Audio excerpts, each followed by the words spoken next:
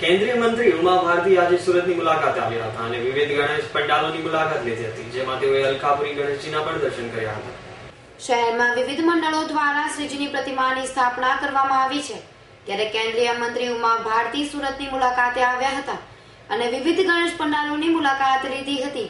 જેમાં તેઓએ અલકાપુરી મંડળ દ્વારા વિરાજિત કરેલા ગણેશજીની આગળ શીશ ઝુકાવ્યું હતું અને તાપી અને ગંગાનું શુદ્ધિકરણ કરવાની હાકલ કરી હતી। संसाधन, रिवर डेवलपमेंट और गंगा रिजुविनेशन, ये तीन विभाग आपस में एक दूसरे से संयुक्त हैं, जिसमें एक है जल संसाधन, जिसमें प्रधानमंत्री मोदी जी ने PMKSY के जरिए हमको 20,000 करोड़ का अलॉटमेंट किया है और भारत के सबसे असिंचित जो इलाके हैं उनको प्राथमिकता पे लेकर के उनका हमको सिंचन करना है। दूसरा है रिवर डेवलपमेंट, जिसमें गंगा रिवर बेसन की जितनी नदियां हैं उन नदियों में स्वच्छता रहे, उन नदियों के जो ट्रिब्यूटरीज चौक हो गई हैं वो ट्रिब्यूटरीज ओपन हो ताकि उन नदियों में पर्याप्त जल रहे और नदियां आर्सेनिक फ्री हों, प्रदूषण मुक्त हों। इसके लिए ग्राउंड वाटर बोर्ड को ये मैंडेट मिला है कि धरती के अंदर का जो जल है उस जल को प्रदूषण मुक्त रखना और धरती में जल को बनाए रखना धरती के अंदर। और तीसरा है गंगा रिजुविनेशन।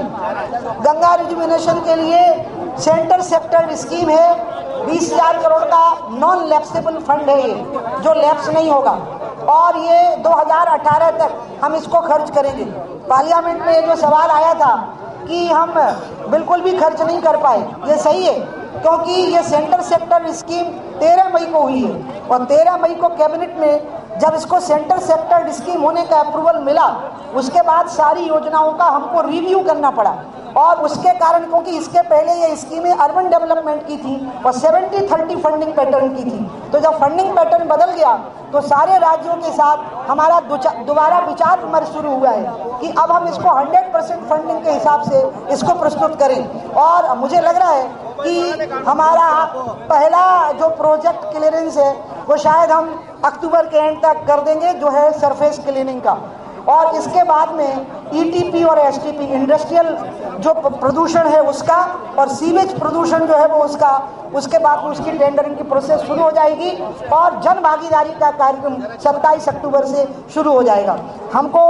पहले जो प्लानिंग बनाई थी उसमें थोड़ा पलटा मारना पड़ा, क्योंकि ये दो चीज़ों का हमको रिलीफ दिया है मोदी जी ने। एक 100% सेंटर सेक्टर 20,000 करोड़, दो ये नॉन लैप्सेबल फंड है, ये लैप्स नहीं होगा। अगर हम इसको अभी खर्च नहीं कर पाए तो ये रिवाइज एस्टीमेट में भी बना रहेगा और इसका रिवीजन नहीं होगा, क्योंकि ये नॉन लैप्सेबल फंड में कन्वर्ट हो गया है। मेरा अनुरोध है कि क्लीन गंगा फंड में भी अब पैसे जमा होने शुरू हो गए। आज की तारीख तक लगभग 70 करोड़ रुपए उसमें जमा हुए,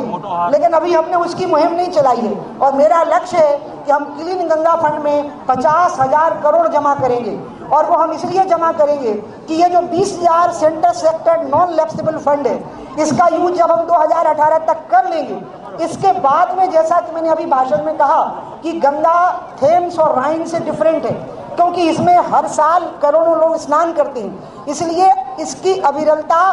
इसकी निर्मलता और अविरलता की निरंतरता बनाए रखना बहुत जरूरी है। तो निरंतरता को बनाए रखने के लिए एक फंड का हमको डिपॉजिट करना पड़ेगा ताकि बाकी स्कीम जन सहयोग से चलें। इसके लिए अभी हमने मुहिम शुरू नहीं की है, माननीय मोदी जी ने क्लीन गंगा फंड बनाया है जिसके अध्यक्ष स्वयं फाइनेंस मिनिस्टर हैं, और इसकी मुहिम हम तब शुरू करेंगे जब 20,000 करोड़ जो हमें मिला है सरकार से उसकी हम बिसात बिछा देंगे, उसकी हम प्लानिंग बना लेंगे, तब हमको समझ में आएगा कि शेष फंड की हमको कहाँ ज़रूरत है। और उसके बाद फिर माननीय मोदी जी ने हम सबको कहा है तो उसके बाद हमको क्लीन गंगा फंड की ओर बढ़ना चाहिए, जिसका लक्ष्य मैंने स्वयं 50,000 करोड़ तय किया है। आज के वासियों से अपील करूंगी कि स्वच्छ गंगा फंड में हमको दान दीजिए। उत्सव उजवવાની સાથે સાથે ગંગા અને તાપીના શુદ્ધિકરણની જવાબદારી પણ દરેક નાગરિક લે તેવી હાકલ ઉમા ભારતીએ કરી હતી। Bureau report S9 news Surat.